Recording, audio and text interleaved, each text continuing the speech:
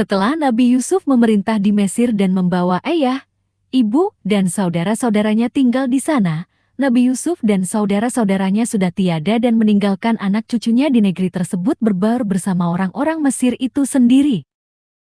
Maka bertahun-tahun setelahnya, kerajaan Mesir mulai membentuk sistem kerajaan baru, di mana raja di sana memiliki julukan, yaitu Firaun.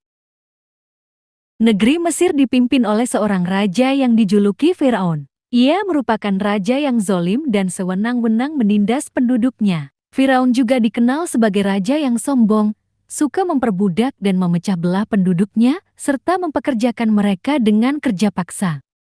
Suatu hari Firaun bermimpi ada api yang datang dari Baitul Maqdis yang membakar negeri Mesir kecuali rumah-rumah kaum Bani Israel. Merasa ada yang janggal dari mimpinya, akhirnya Firaun mengumpulkan para peramal dan ahli sihir untuk menanyakan arti mimpi tersebut.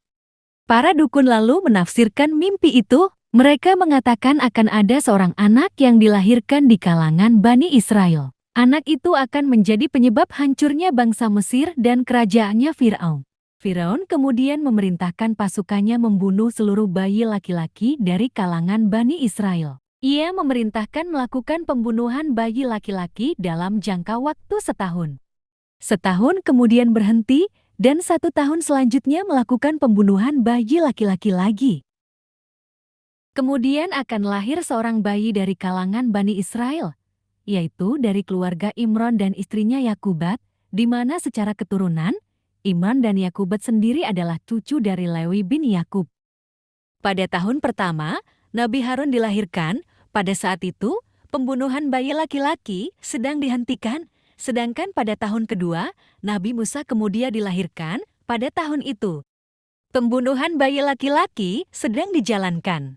Setelah Harun lahir, waktunya tiba Nabi Musa dilahirkan, ibunda beliau was-was terhadapnya, ia takut bayinya akan dibunuh oleh rezim pada masa itu.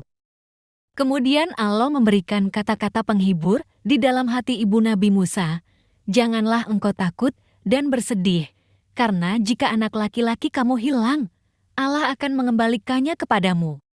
Allah akan menjadikannya seorang nabi dan rasul."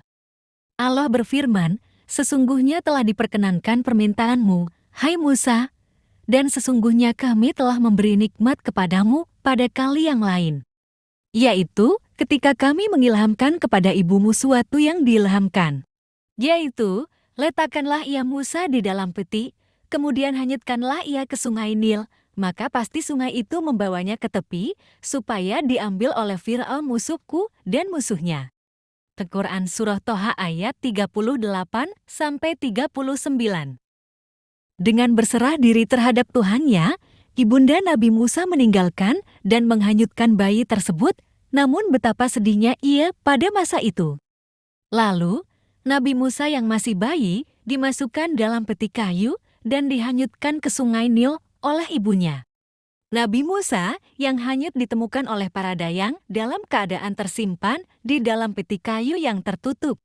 Keranjang berisi bayi itu pun hanyut mengikuti arus air sungai Nil, sehingga sampai ia kepada wilayah istana tempat penguasa Mesir itu sendiri. Ketika istri Firaun melihat bayi Nabi Musa, ia sangat mencintainya. Namun ketika Firaun melihatnya, ia langsung memerintahkan membunuh bayi tersebut. Akan tetapi istrinya memintanya dari Firaun dan melindunginya dengan berkata, "Ia adalah penyejuk mata hati bagi aku dan kamu."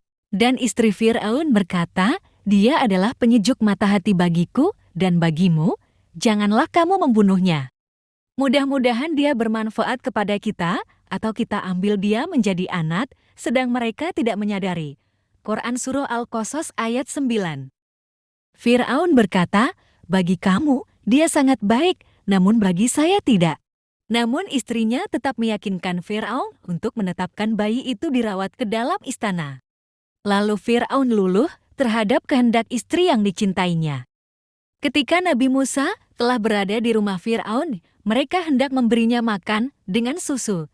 Namun bayi Nabi Musa tidak mau menyusu dan makan, maka bayi Nabi Musa dibawa ke pasar dengan para penjaga dan para dayang untuk dicarikan seorang yang akan menjadi ibu susuannya. Dan aku telah melimpahkan kepadamu kasih sayang yang datang dariku, dan supaya kamu diasuh di bawah pengawasanku, yaitu ketika saudaramu yang perempuan berjalan. Lalu ia berkata kepada keluarga Fir'aun, "Bolehkah saya menunjukkan kepadamu orang yang akan memeliharanya? Maka kami mengembalikanmu kepada ibumu, agar senang hatinya dan tidak berduka cita." Quran Surah Toha. Saudara perempuan Nabi Musa menyaksikannya. Ia langsung memberitahu tentang adanya seorang ibu asuh dan penyusu bayi, maka mereka pergi bersama gadis itu menuju rumahnya. Sang bayi lalu diambil oleh ibunya. Ketika diasuhnya, sang bayi langsung mau menyusu. Keluarganya sangat gembira dengan kejadian itu. "Lalu kami selamatkan kamu dari kesusahan dan kami telah mencobamu dengan beberapa cobaan. Maka kamu tinggal beberapa tahun di antara penduduk Madian. Kemudian, kamu datang menurut waktu yang ditetapkan Musa." Quran Surah Toha. Selanjutnya, istri Firaun memberi upah ibu Nabi Musa dan memberikan nafkah karena telah menjadi ibu susuan bayi Musa tersebut. Maka, setelah Nabi Musa tinggal, Allah menyayangi bayi tersebut dan siapapun yang melihat akan langsung menyayanginya. Itulah sebabnya, tatkala Asiyah, istri Firaun melihat bayi itu dalam peti, langsung jatuh hati. Setelah masa penyusuan selesai, istri Fir'aun minta kepada ibu Musa untuk membawa kembali Musa ke istana Fir'aun. Dia perintahkan kepada para pegawai dan dayang-dayang istana untuk menyambut kedatangan Musa dengan segala penghormatan. Dan dijejali dengan hadiah beragam rupa, Asia sangat bahagia menyambut kedatangan anak angkat yang sangat disayanginya tersebut. Diperkirakan umur Musa waktu itu sudah 2 tahun sesuai dengan lamanya masa penyusuan. Musa dibawa oleh Asia ke hadapan Firaun di dalam kamar. Waktu itu Firaun lagi duduk-duduk santai di atas sofa. Tiba-tiba Musa kecil menarik jenggot Firaun. Raja yang terkenal sangat zalim itu marah besar dan memanggil tukang sembelih anak-anak Bani Israel untuk membunuh Musa kecil. Firaun menyatakan kepada istrinya, anak kecil inilah yang akan meruntuhkan kekuasaannya. Asia segera mencegahnya dan menyatakan bahwa Musa hanyalah anak kecil yang belum tahu apa-apa. Di lain hal juga, Firaun curiga kepada Musa kecil. Ia merasa bayi itu akan menjadi musuhnya kelak. Ia pun mencoba menguji Musa kecil. Kepada Musa kecil ditawarkan bara api dan roti. Jika dia memilih roti tersebut, berarti dia sudah berakal dan dibunuh. Tapi apabila yang dipilihnya bara api dan memasukkan ke mulutnya, berarti dia belum tahu apa-apa, maka Musa harus dibebaskan dan dibiarkan hidup. Setelah ujian itu dilakukan, ternyata memang Musa memilih bara api, maka selamatlah Musa dari kematian di tangan algojo Fir'aun. Sebenarnya Musa kecil sangat cerdas dan tentu memilih roti tersebut, namun malaikat Jibril mengarahkan tangan Nabi Musa ke bara api itu. Sehingga ia memilih dan memakan bara api itu yang membuat lidahnya terluka. Dan dari kejadian tersebutlah membuat Nabi Musa menjadi cadel.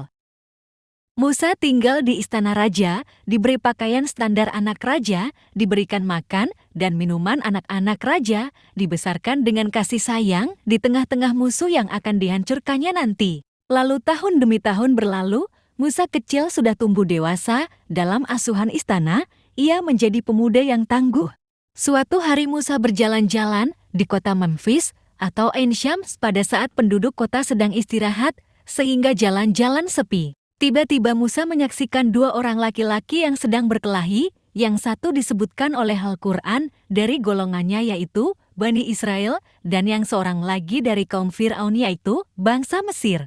Lalu tanpa pikir panjang, Musa meninju pemuda Mesir itu sampai meninggal, karena Musa diberi kekuatan yang luar biasa sehingga membuat pemuda itu mati seketika. Musa terkejut melihat pemuda itu dan menyesali hal tersebut. Ia tidak menyangka pemuda itu bisa mati di tangannya.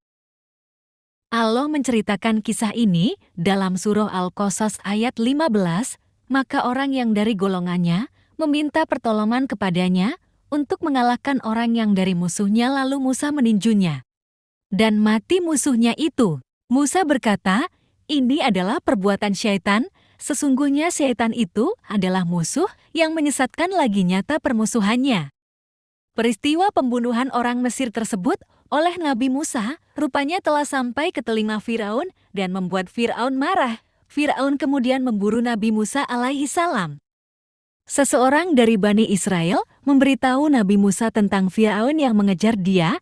Nabi Musa kemudian menghindari Firaun dengan berlari dari Mesir Memfis ke negeri Madian.